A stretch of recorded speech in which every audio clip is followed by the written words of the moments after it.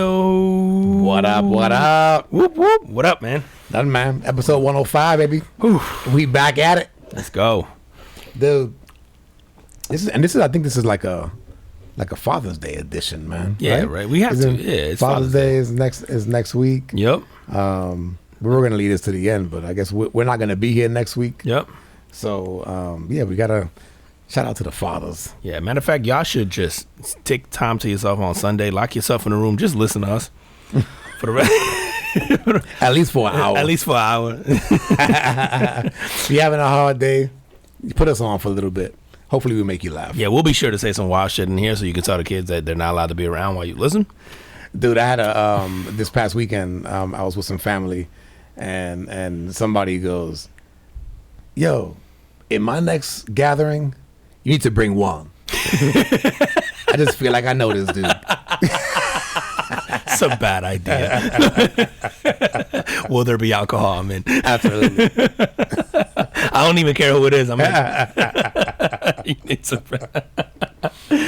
nah, man, they're all cool. It's funny when we went on the fishing trip a couple weeks ago, I've met some of them, but the most of them I hadn't ever. Yep. But it did feel like I knew them just from like whether it was on social media through like the pod stuff, or just because they'll talk to me about something that I'm just like, oh yeah, I said that on the thing.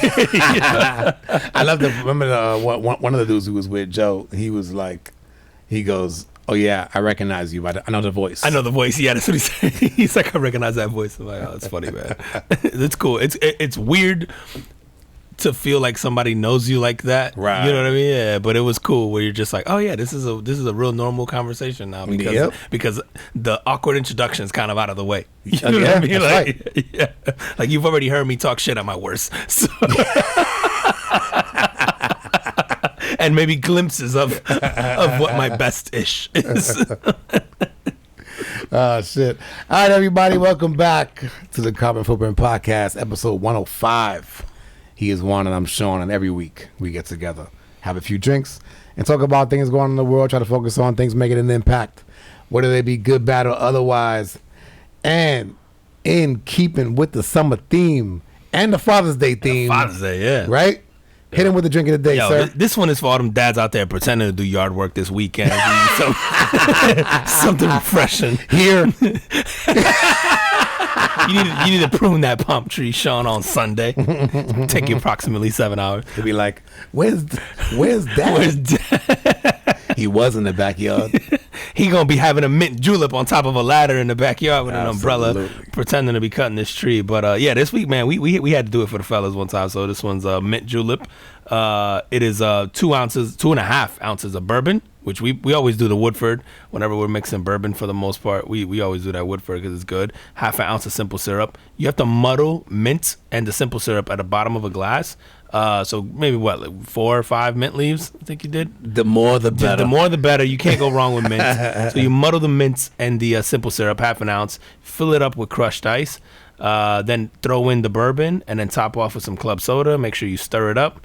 And that's it, man. It's simple. It's refreshing. Clap the mint. Very important. Yeah, clap the mint that you throw on top for the garnish because it releases that scent and that aroma. And so for those of y'all, like, I like a little sugar in my drink. I don't know why, but if you don't like it as sweet, you know, it's a cool drink because of course if you like bourbon, but you can limit the amount of simple sugar or simple syrup that you use.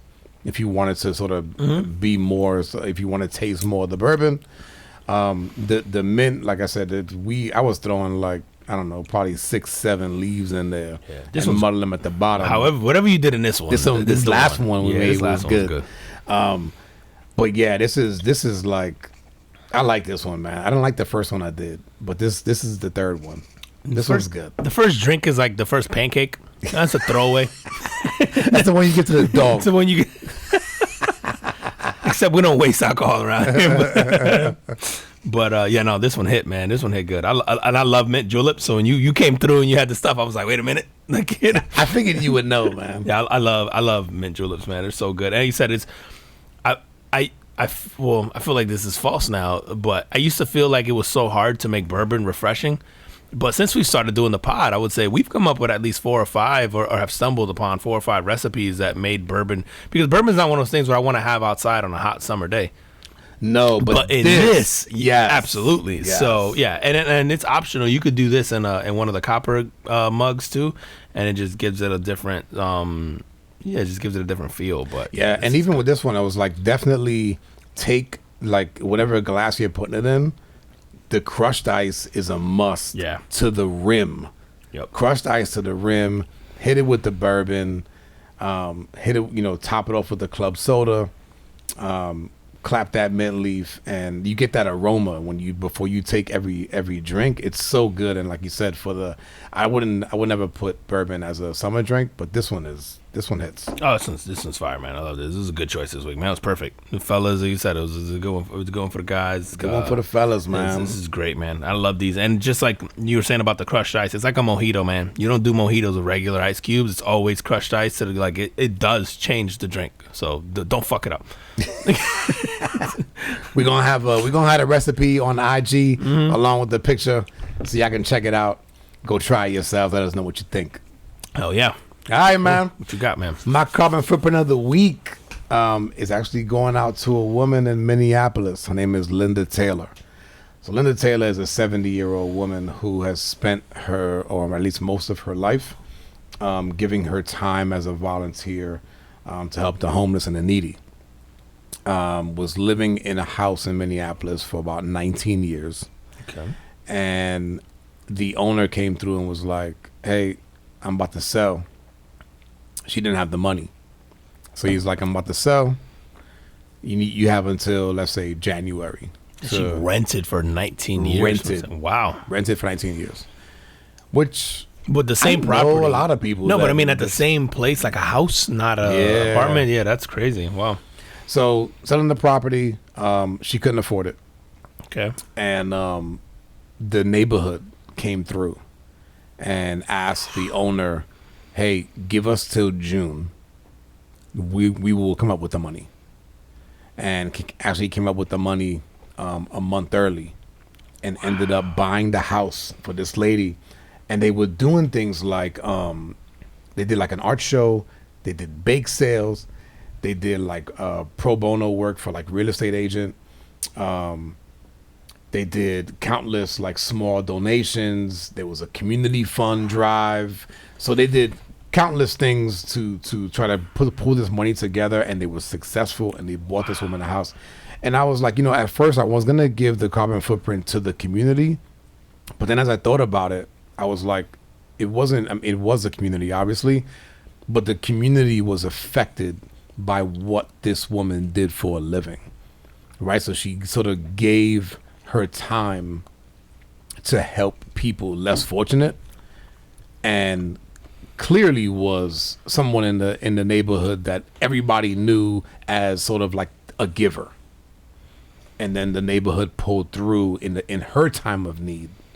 Because like you with her, right? If she's helping the needy and the homeless, most likely it's not those people that are gonna help you in your time of need. But clearly, like I said, the neighborhood saw the impact that she was having over this 20-year period and thought she was worth it. Yeah, exactly. Yeah, the things you must have done or she must have done or what she meant to them for them to even get this idea, like you said, and for them to all. It takes a lot of effort to put together these kind of fundraisers and all that stuff, man. I don't know what the price was, but it doesn't matter. Nope. Right? Yeah. Because if she was renting, it wasn't like she was like a rent to own. She's starting at zero. Yeah. And they raised the money, man. They raised the money and bought the house for her, man. So man, good for them. So like I say, shout out to that neighborhood. Shout out to her, for doing what she did for 20 years and helping the less fortunate, and then being in a position where she knew enough people and made a big of an impact on those people for them to want to help her. Actually want to do that. Yeah, man. That's wow, man. Like you said, just for people to want to do that. Humans shock me all the time, man, because we're the fucking like worst people on earth, but we're also like, I love people. You know what I mean? Like there's also, bro, when we come together, man, for something, dude, there's literally like we do some wild shit. Like we just do amazing. Like I mean, you think of anything ever, it's human. It's either a human idea or a human concept. Or human, like there's nothing better, I think, than people coming together like that, and then the shit we can pull off, man, collectively, because we all have different ideas, we all have different thought process, we all have like. So when you combine these things, man, like you see, we really do like, and this is like. Just like the corniness aside, but we do sort of just tend to pull off some crazy shit when we work together, man. Absolutely, so I always love bro. seeing stuff like this, man. Yeah, and it's both ends of the spectrum, right? We can do some really like horrible. No, we shit. do horrific shit. Yeah. No, we're capable. I think it's what separates us from the rest of the animals, right? Like we're just so like we're capable of doing so many great and also horrific things on either end. Yeah. You know, whatever, because of all the other attributes we have. But yeah, man, when we come together for something, man. God, man, we literally nothing that we can't pull off. I think it's just insane, man. So see us like, I don't know, see a group of people pull this off for this lady, and I'm sure this means the world to her. Oh, absolutely, bro. Yeah, man, I can't imagine at 70 uprooting your life that you've known for the last 2 decades, and just and then awesome. at that age, right, you're going like, okay, where am I gonna go? Yeah, I gotta find, just everything, man. Like it's some people, it's just real estate. You just kind of move, but I feel like at 70 and you've been there that long, I don't know, that's the twilight of your life. That's like that's a big change, man. That's like something that could be like debilitating health wise, right? Like that could lead into a depression or whatever. Like you just never know, man. So like that's cool, man. She was able to sort of maintain her life, I think, and do that. And then the fact that she at least for those 20 years, right, just sort of lived her life kind of giving away to others. Yeah. To have that come back, it's almost like the thing that you kind of hope for, right? You go like, I'm helping. I hope that if I ever need anything, that people help me too. Help me. And for it to come to fruition that way, man, it's got to feel amazing for her, and also feel amazing for the community that they're able to do that for her. Yeah, man, it's a karma, man. I'm like a strong believer in the karma, like the energy you put out, sort of you get back in some way. And I guess like to some, if you're religious, you feel like that's just like the God paying you back or whatever it is, man. I'm like, it's so real. Like whatever that energy is, whether it's otherworldly because you're religious or just the feeling or just like the manifestation of like what you sort of put out and how you interact or whatever that is, man. Like I'm a strong believer in that, and it's just cool to see it pay off for someone like that, man. That's awesome, man. That's so dope.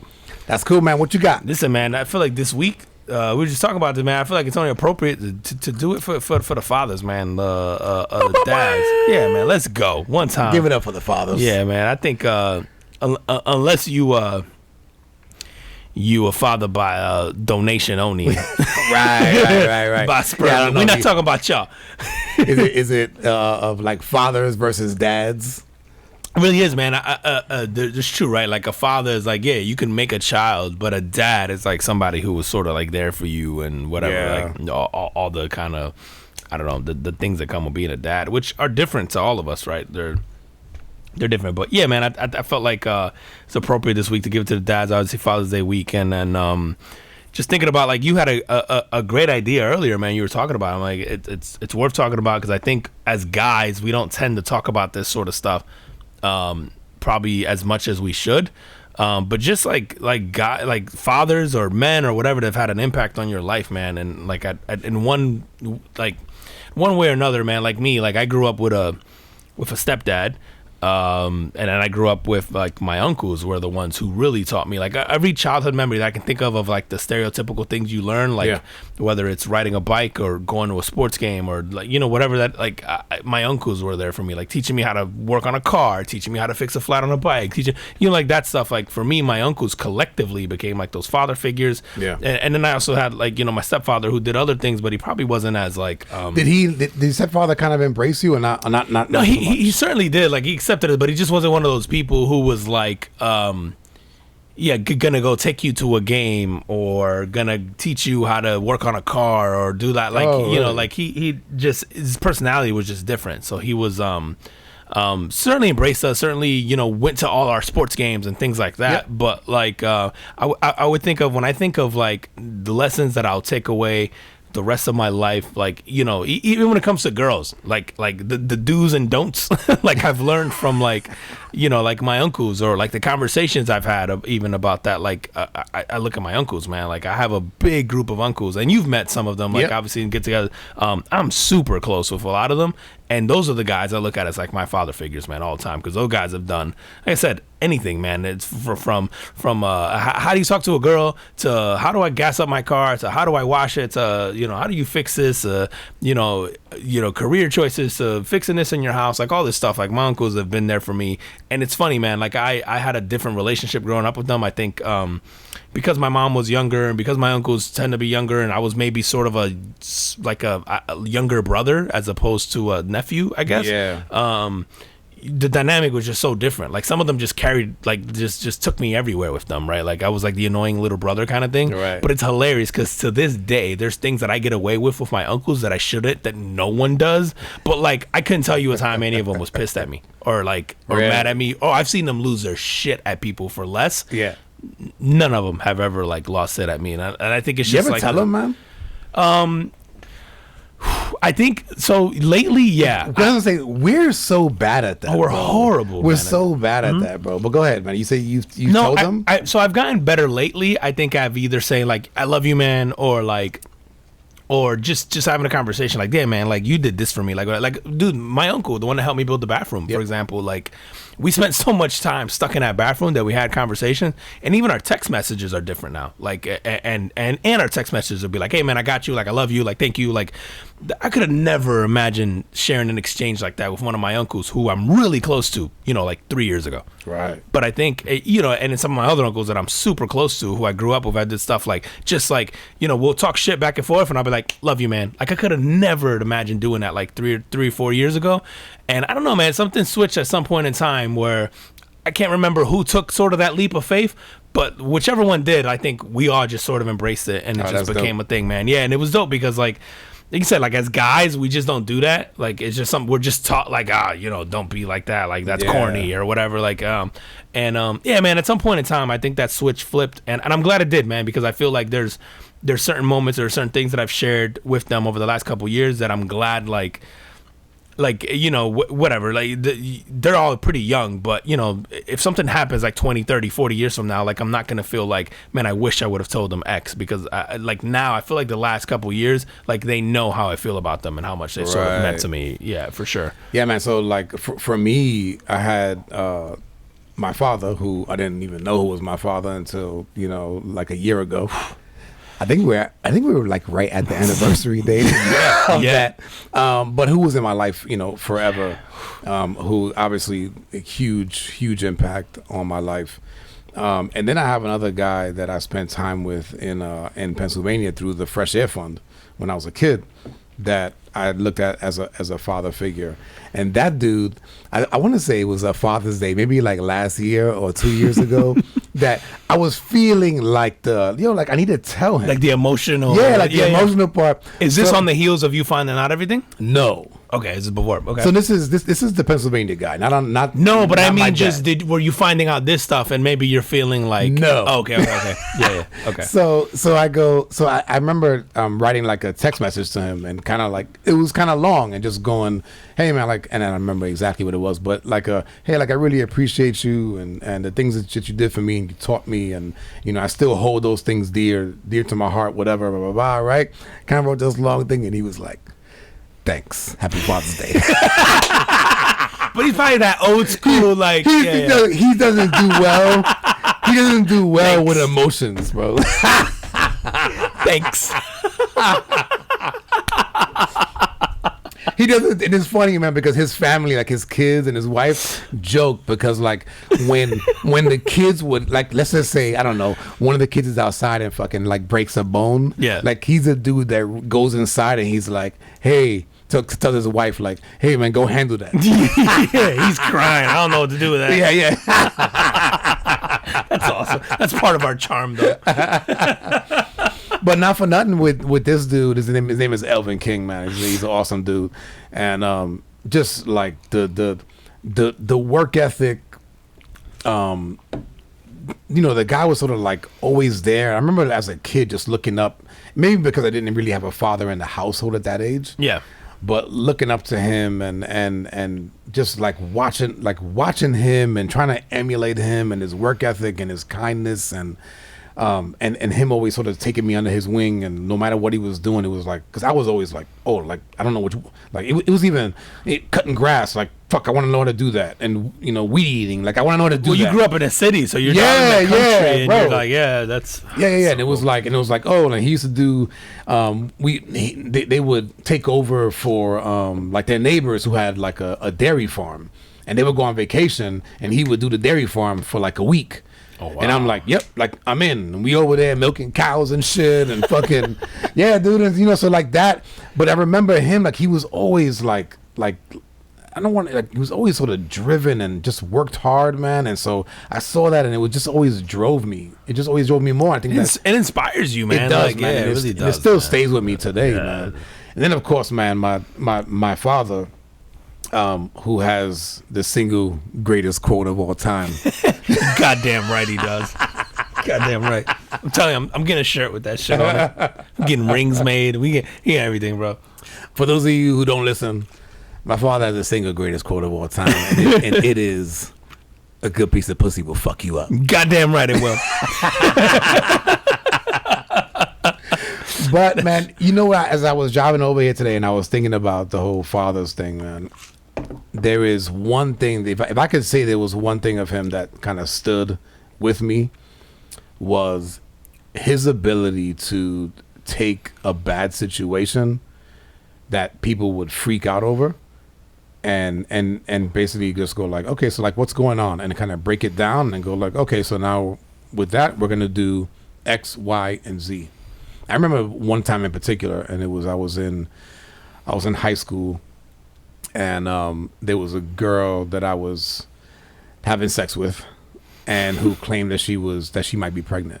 Oof. And I remember calling him and going and kind of I wasn't freaking out, but I was like calling him just like, I mean, hey, you're in high school, right? Right. Yeah. And so I'm going like, I have something to tell you, and I told him what's going on, and it wasn't so much of the advice that he gave me, and the advice that he gave me was sound, but it was sort of like the tone that he used, and I just remember hanging up and going, yo, like no matter what happens, it's gonna be fine. Yeah, that's and that was special, bro. That was just like that was one of those moments, man, that just stuck with me. And again, it wasn't what he said, but it was the way he kind of broke it down. And was just like, well, like if this is the scenario, then we'll do X, Y, and Z. But if this is the scenario, then we'll do A, B, C, and then and then if none of those two things happen or somewhere in between, then we'll just figure it out. But like, it is what it is, and we'll deal with it. And I remember hanging up and just feeling so much better, and just knowing like, yo, like no matter what happens in a situation, like everything's gonna be okay.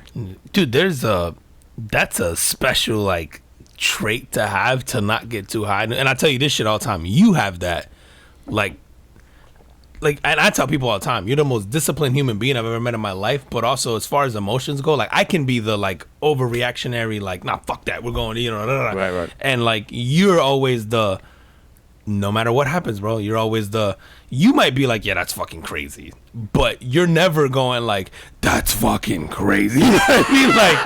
Like I can tell you the craziest shit in the world, and the way you say it, I'm like, oh, maybe it's not that bad. You know what I mean? Like, so I wonder, man, just because like I've known you so long, like if your kids will look at you the same way you look at your dad and go like, yo, no matter what I told my dad, he was always like, all right, bro, so like, what are we gonna do about that? How are we gonna tackle this? Like, so right. Matter of fact, because like, you're 12 years older than me. Yeah. So like we have that like older brother, younger brother almost sort of dynamic, but like I'm like I've never ever can think of like, I've seen you mad, but I've never seen you mad to the point where you lost control. So like I can totally see that rubbing off on you, like your dad. Like when you tell me stories about him, I'm like, yeah, that's you. Like you totally gained it, because I've never seen you go, even in situations where I felt like you should have lost your shit, like whether it was work, whether it was like personal shit, whether it's whatever. Right. Like I feel like you're always just like, yeah, man, like, and so this happened, and like, blah, blah, where I'm going like, So it's funny, man, because like to hear you say that, and I'm going, yeah, man, that's sort of like that. Definitely, like more than influence, it literally just came across in your personality, and whether that's genetic or learned or whatever that is, like you have that exact same thing all the time. Like I've never seen you too high or too low. I've been told that like at work, where they'll be like, oh, like thank God you're here because like we know it's gonna be okay. Yeah. Because you're that guy, the building's on fire, and we look over, and Sean's like, yo, who getting the hoses? Like, did y'all go grab it? Because maybe we should go grab hoses. And we're like, pandemonium is going on. It's like, getting a little hot in my back. Dude, and it's helped me because, like, I will say, like, as someone who, like, literally, like, like, I've learned over time to take the emotion out of things. Like I tell people all the time, like you got to stick to the facts, take the emotion. Like I've had people in my life tell me that all the time, and you're one of those where I look at it and I'm like, okay, like sort of like what would you do in these scenarios? I'm gonna get a bracelet. But I gotta pause and think about it. Let's go. It's part of the merch shop. But I have to like that doesn't naturally occur to me, right? Like I have to think about that for a second and go, okay, like it's gonna be okay. Like all right, like this is it's just stuff. Like everything else is stuff. Like so, how do you tackle this stuff? You know, like, and that's not something that to me happens naturally. So it's funny. Like every time I hear you talk about that thing, I'm like, yeah, man, that came off like you're exactly like that. So I one day, hopefully, your kid is telling us a story about some girl he got pregnant and how you reacted. Right. I say that to say I hope that Meanwhile, in my head, I'm freaking going nuts. Right, it's a freaking tornado in my head. But that's also part of the problem for guys, right? Like most of us have tornadoes in our head, and we just like, and you just stuff it. You just keep the tornado in, bro, because if you let it out, then it's pandemonium. So you just gotta be like, just roll with the punches, man, and roll out. So like, yeah, man, I think there's a lot of shit. Like we always joke around about like being a guy is pretty damn good, right? Like we've never been oppressed, quote unquote, right? Like and all this stuff. So like, there's that part, but there's also the I think there's a real conversation to be had about like the, like a lot of us do die younger, and a vast percentage of that is because we're stupid and we just do crazy shit. But but the other part of that is like it is the like we just keep it bottled up and we just don't talk, or we just kind of suffer in silence, or we just like I think there's a lot of things that we do because we're trained to go, no, this is what you're supposed to do. You're supposed to take care of your family. You're supposed to roll with the punches. You're supposed to just take it on the chin. You're supposed to like all the shit that we're sort of taught over time. That's like that's quote unquote being a man. Yes. What is that quote, man? Where it's like most men live in quiet desperation. Yeah, that's exactly it, man. Right, and it's true because, like I said, we're brought up to be tough. Don't cry. Be tough. Don't complain. Don't whine. But then sometimes that shit hurts us. Yeah, like, well, why you crying? Why you this? Or buck up? Like, I think if you look at any scenario in life, we've had this conversation before, it's like, if your family is struggling financially, no one goes, well, what's the wife doing? Right? Everyone always goes, like, looks at the guy. You got a second job yet? You got a second job? Yeah. And it's, and again, some maybe rightfully so or not or whatever. Like, I'm not going to debate that, but it's just I think the pressure that comes with that. And certainly as a guy, like, I'm a guy who puts that I guess stereotypical pressure on myself. Yep. So so I get it, right? Or you can't complain, right? Because you got to be the one that has their shit together, right? And so you do that. So I think, dude, it's really tough, I think, to do sort of that. So that's why I have so much respect for like certain guys. And again, going back to like talking about my uncles, like watching them as dads, like, man, they're awesome dads to their kids. And then watching like what they did to me or for me and how close we are. And then just seeing like going like, man, and I know some of them are going through some shit that they'll never talk about. Right. And went through shit that they'll never talk about and it's just like, man, like I just to keep your shit together like that and make that much of an impact on other people, and then like you said, almost at the expense of your own either mental health or well-being. There's a reason we all die sooner, bro. I wonder if your uncles know that that sort of like they help to raise you because they're younger guys too. Yeah, for right? sure. They're older than you, but they're not old. Yeah, no, none of them. They're all between my age and your age. Yeah. And then there might be one of them who's in their, no, I guess there's two of them in their early 50s. Okay. So which is not that far still, off for me, right? Like again, it's always been that like almost younger brother, older brother dynamic. Yep.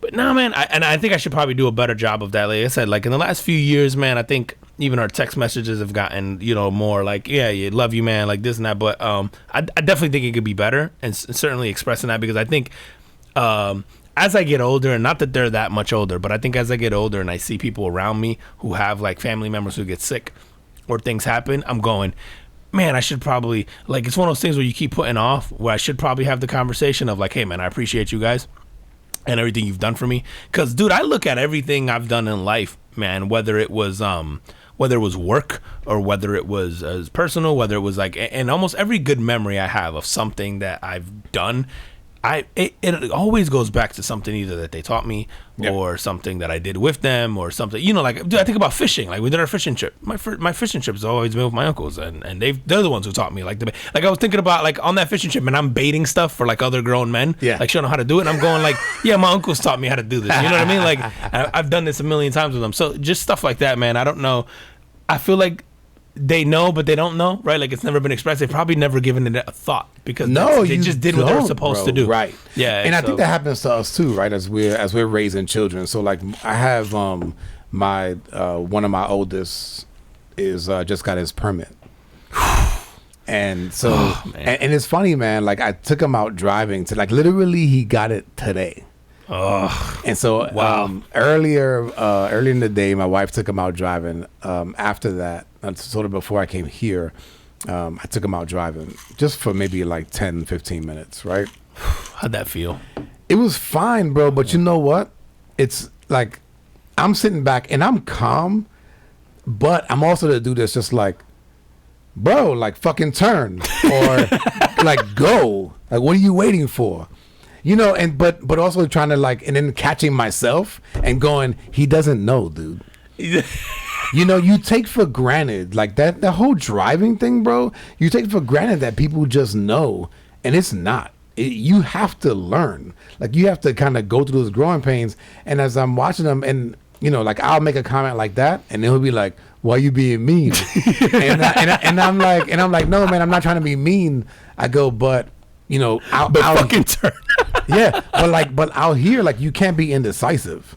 Yeah. You know what? Like, if you're at a stop sign and you're gonna make a right, and you see that you're clear, don't be inching out. Like, no, you gotta make them bust a move. I said I would driving all the time, thinking it'll get you killed. Just fucking go. Don't listen to me, kids.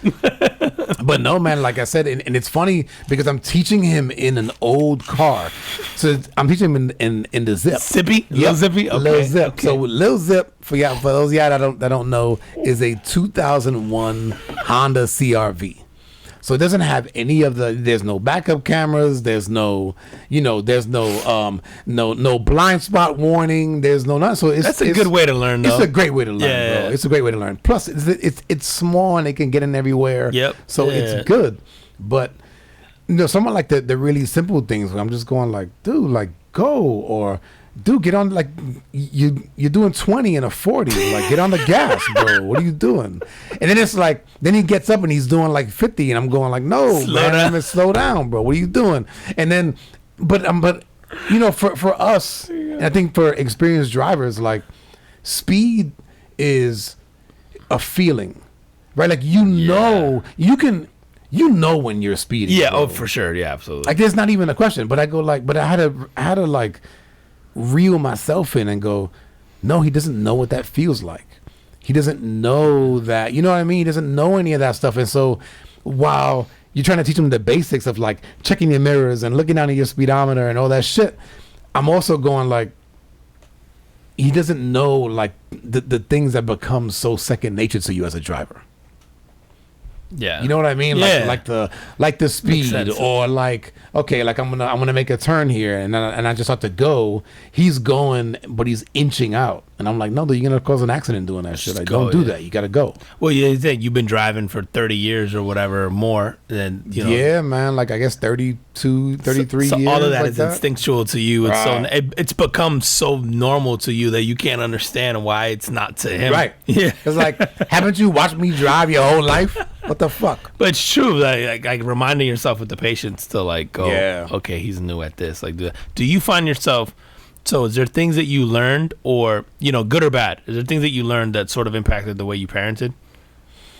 Ooh. Like consciously, did you make conscious decisions? Because I know there's definitely things that you do. I think that we all do that we learn that we don't necessarily know. But is there anything consciously you think about that you go, okay, I have to instill that in my kids, or I have to do that, or I have to like. For me, man, like I try to teach them, because I think that, and I heard this quote, and it's actually from like a Fresh Prince of Bel-Air episode. Okay. And it's like, it's Aunt Viv. She says this quote, man, where she goes, and don't quote me on this, but it's something to the effect of, we spend so much time giving kids what we didn't have that we forget to give them what we did. And it's so profound, right? Because we always go, every generation tries to do better by their kids. Mm-hmm. And so I'm trying to do like okay, man, like you got like, matter of fact, right now he's starting to drive. And I told him, I'm like, I'm purposely not getting an oil change on this car because you're going to learn. And so, or like when there's like a flat tire, like you're gonna learn how to fix that. So you want them to change the oil, learn how to change a flat, right? Which, by the way, right? Like when you get older and you're making money and you want to take it into some place to do it, by all means, go do that. Yeah, but learning how to change your own flat on the side of the road could save your life one day, or just get you out of a weird, predicament or whatever. Yeah. So there's things like that I'm kind of conscious about, where I go like, I want to, even cutting grass. Like I live on an acre. Right, so I told my sons this, like one of them already cuts the grass, but he'll do it on like the rider, right? And I'll do the weed eating. But I told both of them, just like this summer, like you guys are going to learn how to do the whole shit. Like you're going to cut, you're going to weed eat. And again, I don't know if it's going to serve them right in the future or not. At least they'll know how to turn on a lawnmower. But yeah. So I think it's that kind of shit. And then on the flip side of what I think that my parents, there were certain topics that were sort of off the table, like that you couldn't discuss at home. We do like consciously try to be super open, even if it's uncomfortable, with whatever questions they have. So we have those kind of like, whether it's sexual discussions, whether it's discussions about drugs, and then the discussions about drugs is interesting, man, because they'll be like, "Did you do it?" Yeah, and you can't lie. You don't right, and I want to lie, yeah. and I've done some stuff in my life, man. So the things that I've done, like I'll be like, yeah, like I did that, and this is how it made me feel. And like I'm high right now.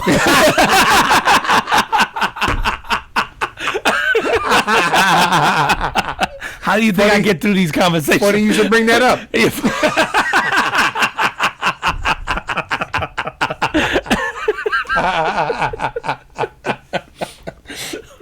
But like they're in high, like my two oldest are in high school, bro, and it's such a dude to see the jump from like elementary to middle school. Middle school was a different animal too. Oh my god, yes, yeah. It was. For my daughter, middle school was bro. And then now the jump to high school, where it's like, but it's cool at the same time, man, because you're watching them and it's like they're going through this stage of life where they're sort of like becoming adults. Dude, middle school is weird because you're not old enough to be like a teenager, right, but you're also not young enough to be a kid. And then that's like when your body's changing. So you're feeling all kinds of weird shit. And then like, yeah, middle school's odd, man. And I forget how odd that was. And my daughter's first year of middle school was this year.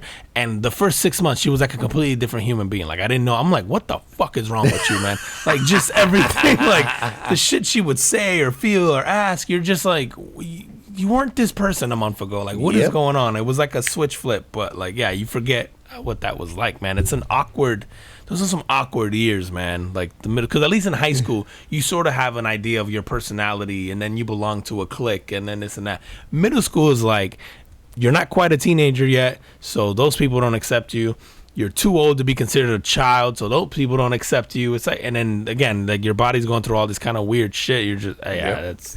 But even the first year of high school, it's like I'm watching these guys, and they're fine, and they have their little friends or whatever. But, they're looking at the sophomores, juniors, and seniors as like, they're like the older crowd, right? And they're looking at those guys, and what are they doing and what are they not doing, and so it's an interesting time for those guys. But I think it's exciting for me, man, to watch them go through that. It's exciting. The driving thing is scary, but it's also exciting. Like I know in a year from now, like these dudes are gonna go, hey, like taking the car, and we're all going. You know what I mean? Like that's gonna happen, bro. Yeah, it is, man. I think about me, man. I'm not that far behind you. I'm 2 years from the permit, and then 3 years from the. I can't even I can't even. Oh, think about that. Like my daughter out there driving. Yeah. Oh, so I can't imagine what you're feeling, because it's a different concern now as a parent, right? It's like your kid leaves now without you, and then you're, it's a whole nother set of concerns that you don't. I don't know, man. I think we discount when we're the ones in that position, and yeah. And then the other thing is, so like when I started driving, and maybe when you did too, I don't know. There were no cell phones, so. Like when I left the house, there was no way for my mother to get a hold of me. Same. So I can't imagine because my wife is a helicopter mom. So she's gonna be like the one like texting and, hey, are you okay? Or like text me when you get there. Yeah, that kind of shit. Text me when you're gonna leave it. Right, She gonna Google Earth the thing. Like I know there's no traffic. Take 16 minutes. If I don't get a text at 16 minutes, yeah. She go on Waze and shit. Yeah. Where you coming from? I know there's traffic on Central. If you'd have taken Magnolia, you'd have been fine. All right, man. I know we went really long on that. Yeah, shit, we man. did, man. No, but I think well worth it, man. I think, I think pay a 30-minute homage to fathers, man. It's not that bad. I will say, to sort of wrap that up, one of the things I always do, and it sort of goes to what we were talking earlier, we're sort of taught to like be emotionless and be this, is like I tell my kids I love them every day, and I hug them, and I do, and I'm like almost overly sappy, if that makes sense, just because I never want them to feel that like that thought of like, yeah, my dad was like cold or emotionless or whatever. Like I think that's something that I'm always conscious of like just telling that over and over, especially to my son, because I want him to like understand like, yo, this is cool, like this is okay, like you should tell me this, like you should do that. Like I want to normalize, like you're saying before, like do my uncles know? Like I'm like, no, like probably not as much as they should, and like I want to normalize that for him to just go like, man, just tell people you love them, like just give them a hug, just do whatever. Like you just like it's not even to be as dramatic as like you never know when the last time is or whatever, but it's almost just to go like, like with this time we have it is pretty finite, man. So I think telling the people who mean something to you, like, man, you did this thing and it did that, like you just don't know how that's gonna impact someone, because there's shit again that people have done for me that I'm like I carry and for you and all that stuff. So I think you just never know what that is. So I think just like talking about it and just being open and all that is helpful, man. So shout out to all the dads. Shout out to the dads, baby. Yeah. And if you like Jim Jones, Jim Jones had a post on Instagram where he was like, for this Father's Day, I want the works. I need the spa. I need my toes done, my nails done, like the whole shit. And if not, birthdays is going to be different from here on out. Like I'm gauging, they should make Father's Day at the beginning of the year, like right before Valentine, right? And then you can decide on how you're gonna dress the rest of the year. Fuck it, it gotta be on New Year's. Petition to move Father's Day to New Year's Day. That's so good, man. That's hilarious, bro. That's so good, man. Dude, you know who's I don't know if he's a dad, but it certainly made some poor decisions, bro. Do you see the bus driver here from Florida? No. He's like actually not too far from here. It's in Flagler County. Oh, yeah, that's close. Yeah, it's super close, bro. So he drove a school bus drunk with kids in it. Yeah? Yeah, bro. And now, obviously, you can't do that. So he had a whole court date and whatever, da-da-da-da. So he shows up super late to the court date, like hours, bro. Like, he don't give a fuck. And The dopest part is that like while they're going through his hearing and all that, he's hammered at the court date. I'm like, yo, at least homie's consistent, bro. Dude, you know what, man? I wonder like how much that actually happens. Because yo, not for nothing, man. Drunk bus drivers. Not necessarily drunk, right? But like drunk, high, like whatever your poison is, right? Yeesh. Dude, I was at a family gathering this weekend. You sure you want to talk about this? And it was drunk bus drivers? No. We had a couple. He said coke was flowing. The kids was outside. No, but what I was gonna say is they was like we were drinking tequila, which I love tequila because tequila like the next day, as long as you don't mix it with like beer or whatever, like you're good. The right tequila. Yes, not the gasoline shit. Yeah. But somebody made a comment at one point where they were like, oh man, yeah, like I'm fucked up or I'm drunk or whatever. And I remember thinking like, man, like I'm not even like nothing. It's because we get a lot of practice. Yes. And that's my point. So like this dude is probably going like, oh, if I drink this, like I'm good. I can still drive. Right? But then you really can't. It's pretty wild, man. That dude, that's crazy, bro. Yo, you sure, bro? The funny part is there's a video of him in the court. Like, he's not even a little drunk. Like, he's hammered. Yo, and he tells the judge, I'm a little inebriated right now. So he just admitted it off the bat? Yeah, bro, because he kept cutting off the judge, and he kept, like, interrupting the whole hearing. Like, he's mad late. It's already thing. He's clearly intoxicated. Yeah. But when he pauses, like, I got to be honest with you. I'm a little inebriated. It's the best video, bro. Well, dude, speaking of dumbasses, you seen that there's a Memphis kid, bro. Stole a car. Okay. Right? Guy's name is, I gotta shout him out. Guy's name yeah, fuck him. I gotta shout him out. Robert Mitchell.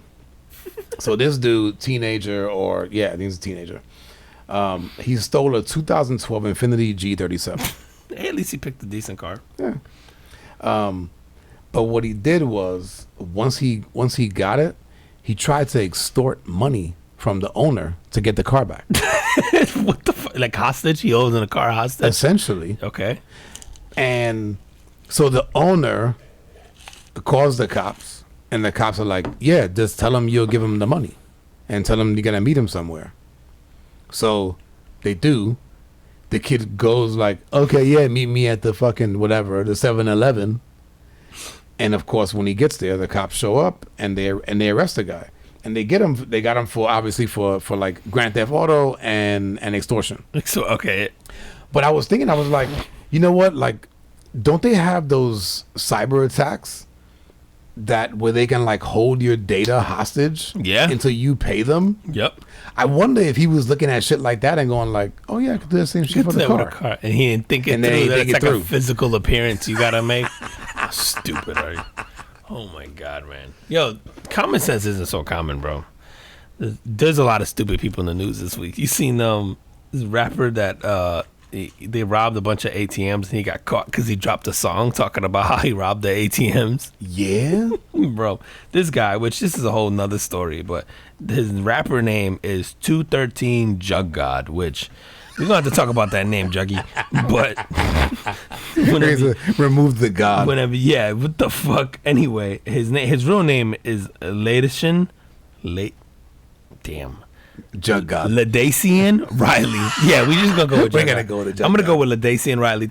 Yeah. Anyway, he made a whole song called "Make It Home," and the song brags about robbing ATMs. And so, long and behold, there was a string of robberies of ATMs, and they were able to tie it to him because the song. That's crazy, man. So, like, I mean, obviously, he's not like a big time hip hop artist. Nah, right? I'm gonna guess it has something to do with 213 Jug God being your name. The fuck, bro, Lil and whatever the fuck, bro. That's all you gotta do, bro. Yeah, don't try to reinvent the wheel, bro. Lil Jug, Lil God, anything would have worked, bro. Goddamn, big Jug, big God, like just pick one. Goddamn, dude. If you're trying to get money, listen. All you gotta do is contact this company that's offering you $2,000 to release 100 cockroaches in your house. Wait, so they'll give you $2,000, $2,000. and you have to release just 100 What kind of cockroaches are we talking? Let's German roaches, palmetto bugs. No. Let's go with the nasty German cockroaches. So 100. So 100 in your house, and you're not allowed to stomp them immediately following release. Because they're trying to test this new like bug killer. So like, a bug killer. Okay. Yeah. So, but you got to leave them in there. Leave them alone for 30 days. Well, presumably the bug killer will kill them in less than that. That's what they're trying to figure out. Presumably. But if it doesn't work, if it doesn't work, then they'll send in like the shit that's sort of known to work, okay. and they'll nuke them. But are you willing to live in your house for 30 days with 100 roaches, knowing how them shits breed? Nah, fuck no. For $2,000? No. $2,000. Nah, absolutely not. $10,000. Nah. 50 G's. Nah, you let them loose. 30 days, 50 G's, I'm out. I'm going to go stay at a hotel for a month. And you can let them loose. Just make sure they're gone by the time I get back. Oh, and one of the stipulations is you have to own the house. That's fine. Could you imagine if it was like a fucking rental property? You get like, Airbnb. Absolutely. Shit. Yeah, let that shit out. I'll get an Airbnb and then just let that bitch out. Yeah, 2 G's, 10. That's not enough money to be that uncomfortable, bro. I mean, I'm sure for somebody, the 2 G's has changed their life. I ain't living that uncomfortable. Is 100 a lot? 100 roaches? Yeah. Nah, when you talk about those roaches, no. The problem is them German roaches, 100, they Puerto Rican, bro. In 2 days, there'd be 175,000 of them motherfuckers, bro. All they do is fuck. I don't even know why they call them German. Shit, little Boricua roaches, they be going off. But if you had to stay there, so 50 G's is not enough. I think you could get me 100K. Fuck, man. You have to stay in the house because they want you to like live normally, like eat normally, leave shit on the counter. You know what I mean? Like, yeah, you gotta just live. Yeah, you gotta live normally. Like, so here's the thing: is like if you set them loose and then they just go, like roaches tend to just run and hide, right? Until it gets like as someone who grew up in a house of roaches, like, you turn on the lights and they tend to scatter, right? And they fucking hide, right? So like they'll go and then they'll do their thing and they'll just go hide, right? Yes, so like part of me goes, I could stomach that for 100K, maybe for a month. Like the idea of roaches just running rampant and like crawling over you or doing some shit like that, like you're eating dinner and a roach runs across your table, absolutely not, bro. I'm not doing it. There's no fucking way. I also have a thing I hate fucking roaches. Burn the house down, bro. That's their house now. I'll be like, your spray didn't work, but guess what did? Fire, bitches. Matches and kerosene. Who knew? Be like, light it up, Firefly. Let's fucking run. I hate roaches, bro. Yeah, I don't. And then if it's palmetto bugs, absolutely not. You could tell me 3 of them, and I'll be like, fuck you. I'm not doing Dude, those are shit. nice, man. The palmetto bugs? They're big, but they're not. The thing is with German roaches that they're fucking fast, bro. They're fast. They have wings. Ugh. The palmetto bugs move real slow. They kind of want to be outside. Oh man, they're big and ugly, and they're just like there. Have you had them in your house? Yeah, palmetto bugs. Yeah, yes. I haven't had them in my house. I like here, like when not in here, but in Florida when it rains, you see them. Like I spray here, so I don't tend to get them. But like I have seen them here, where you occasionally get the one after it rains. That's probably why I haven't seen them. I've been paying Massey for 20 years. Yeah. I was saying I pay someone now, so I haven't seen them. But I have lived in places in the past where like I definitely, especially after a rainfall, they tend to come up and they'll come in the house.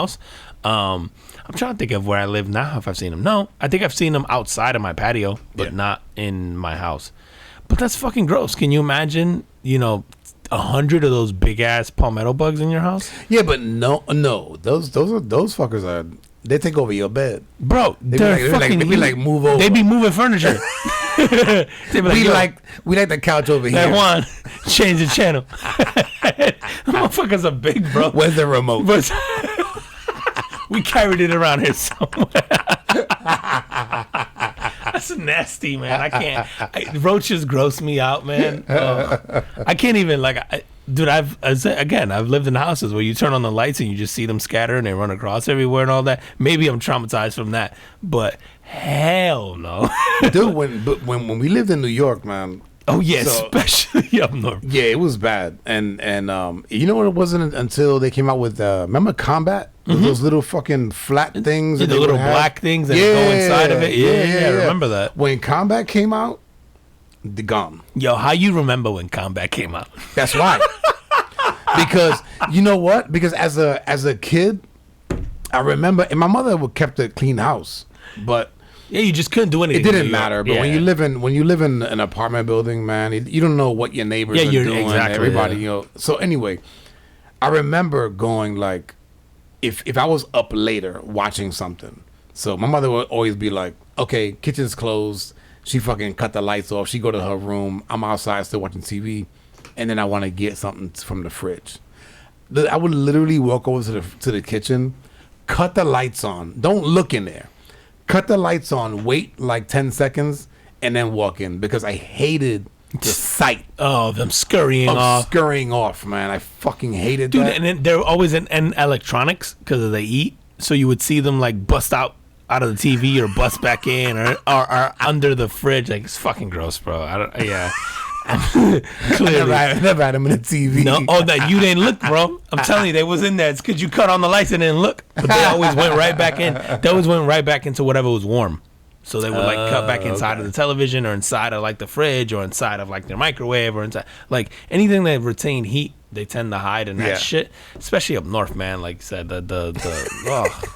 fuck that, bro. Combat, I can't. bro. Combat. Yo, how you remember when Combat? I remember. Did you guys have the little glue traps like for the rats and the roaches would get stuck in them? So I remember those. I hated those shits because you would see them.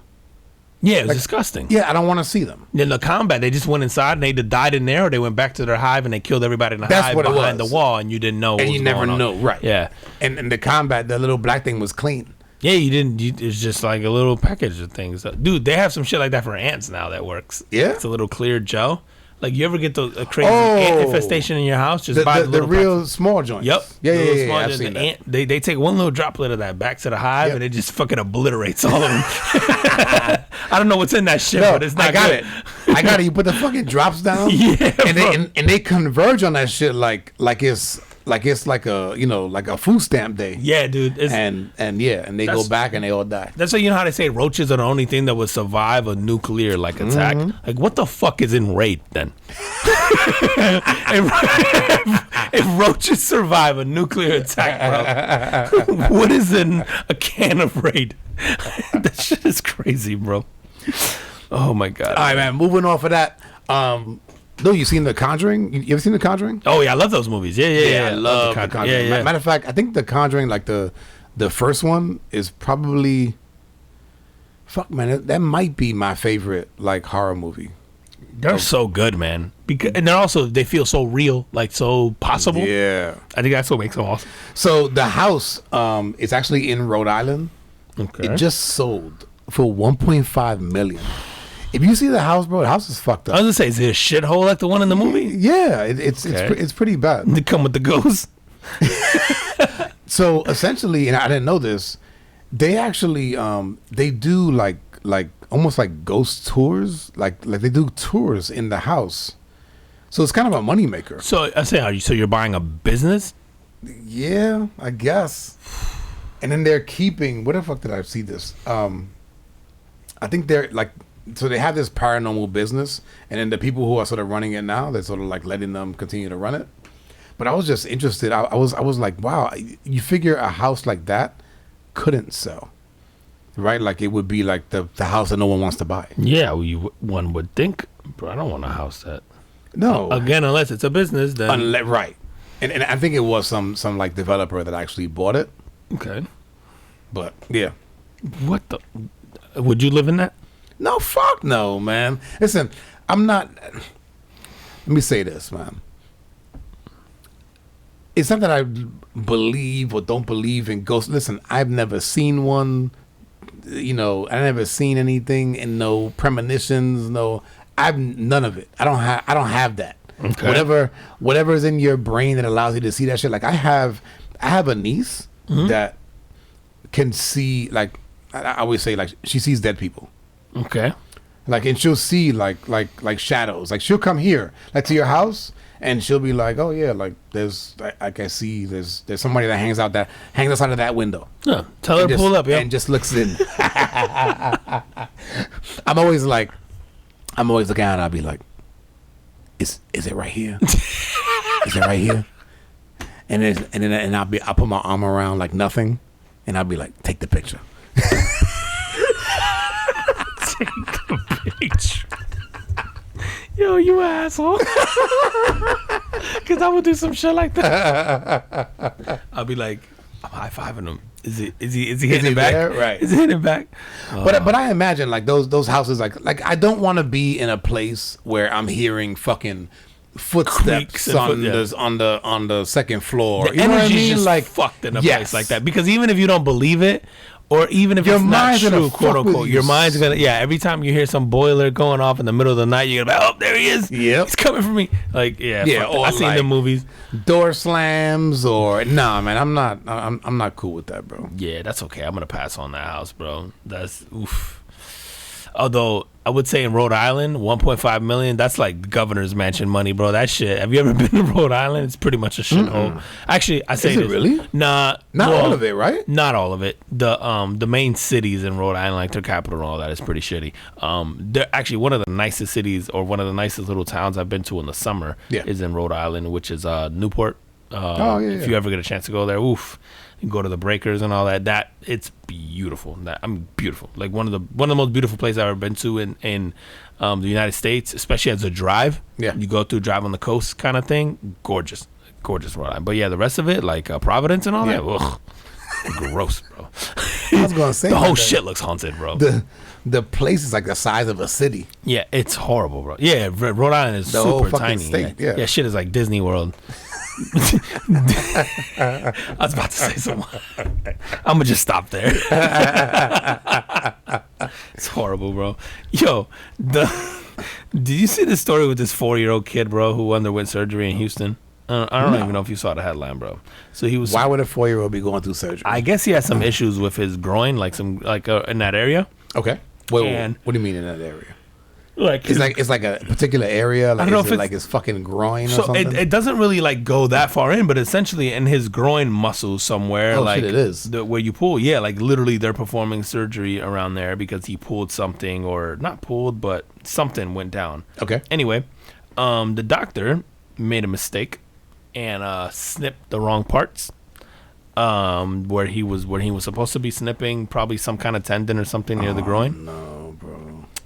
He snipped the kid's vas deferens, which basically means he gave him a vasectomy at 4 years old by accident. Get the fuck because, out of quote, here, bro. they didn't verify that he was cutting the right piece of anatomy. So the parents are suing nonetheless. Well, of course. So the surgery happened last summer, and they're like, well, now this kid's gonna have to explain to his future partners, this is a scenario. He's gonna deal with the stigma of not being able to reproduce, blah blah blah, yada yada. I feel like this kid's the luckiest kid. Be like, guess what, honey? Yeah, it's not mine. It's not mine, bro. Your girl come up pregnant. Yo, that's the shit you keep a secret, right? Yeah. You just play it by ear. It's a miracle. You'd be like, no, it's not. You'd be like, can we get a test done? And that's where you look like an asshole. And then, but dude, how incompetent are you at your job that you're like, I think this is the right part, and you just cut away? I feel like that's one of those things that you should be really fucking sure before you make that decision. Yeah, of course, man. And I mean, I would imagine whatever part he was supposed to cut was near that. One would hope, but you should know what that is. He should be fixing an ACL, and this motherfucker's opening a scrotum. Why are you touching my balls? Right? Why is the incision there? Yeah. Like, I didn't know he was gonna do that. I thought I was just being touched inappropriately by this guy. That's so crazy, bro. Dude, how we doing on time? We're an hour 3, man. Right, hour 3, man. What you got? What you got? What's left? Yeah, let me see. Let me make sure. I want to make sure we hit on all the good ones I have. I feel like I don't want to touch on the rate hike because I feel like we can go a whole long time talking about this rate hike. Oh, yeah, we got to do this one, man, real quick. Yo, do you see about this elephant in India? This shit is crazy, bro. This 70-year-olds aren't having or are having a good week, and some of them not so much, bro. So this 70-year-old lady in India, or I think it's India. I honestly can't pronounce. Yeah, it is. Elephants has got to be India. It's Eastern India. All right, yeah. So Eastern. I couldn't pronounce the name of this village or whatever it's from, so that's why I hesitated. But anyway, this lady in India, she was trampled by an elephant, like it killed her. Yeah. So she dies. Whatever. They have her funeral. At the funeral, the same elephant comes back and tramples on her body, and then runs off. Fuck out of here! Yeah. Yeah, you know, fucking elephants out for vengeance, bro. He really. Look at that video. I hope they do. I didn't see it. How lit would that be? Like, you come back to make sure she's dead. Dude, he took her body. Oh, the thing is that it's on a what do you call those things? It's a pyre. Where but you know, like they lay your body on this thing, and I think they set it sort of on fire. On fire, yeah. So her body's on there. He knocks it down, stomps it, and then runs off into the night. Is this one of them places where like elephants can kind of roam freely? Yeah. Yeah, so he throws her around and then he just runs off into the night, bro. He's gonna go hang with the homies. You know, fucking crazy. Be like, hold up, I gotta make sure this bitch is dead. Yeah, double checking. Yo, and then they basically like cleaned the mess up and then just carried on with the funeral. I mean, I guess what do you do in that scenario? Oh my god, bro. Dude, I couldn't imagine living like. Could you imagine like an elephant walking down the street? Nah, it's weird to me. Because I'm not used to it, but I would imagine that people in India are probably they're used to it. Oh yeah, there goes Dumbo, and then they're just like, oh. Yo, one time on my cameras in front of my house, I'm away from home. I can't even remember where I was, but I get an alert, and when I look at the alert, there's 2 people on horses in my driveway.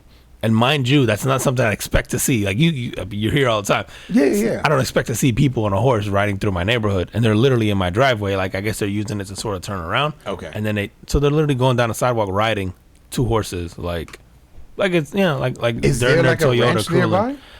So there used to be, the police used to train their horses not too far from here, like walking distance, and then there is a neighborhood nearby that is a bunch of ranches and people have their own stables and all that stuff. So like from that, then I'm like, oh yeah, that makes sense. It's just not, I just had never seen them sort of come this far into the neighborhood. Like I've seen them out on the main road near my house, but just never in here. Yeah, I would like I have seen them around my neighborhood, but there's farms like near me. So that makes sense. Yeah. So I live in Kissimmee, man. So what do you want? Get an elephant, like. I don't know, man. That shit's crazy. But I just thought, like, yo, this elephant really fucking hated this lady, bro. How you kill her and then go back and make sure she's dead? All right, man. On that, tell them where they can find us. Listen, if you're not already following us at the Carbon Football Podcast on IG, at Carbon Football Podcast on YouTube, TikTok, Facebook, and everywhere you listen to your podcast, Spotify, Twitter, Stitcher, TuneIn, Amazon Music, JioSaavn, Ghana, Pocket Cast, Podchaser, all of it. We're everywhere, man. Literally everywhere. We won't be here next week, so make sure you guys go back and listen to all the old episodes. Listen to some of your favorites. Tell your friends about us, pizza mans, dentists, everything, man. Just thank you guys for the support. Just keep spreading the love. Absolutely. And as always, thank you. And again, won't be here next week, but take the week off, and we will see you for episode 106 in 2 weeks. Happy Father's Day, everybody. Yeah, happy Father's Day. Peace.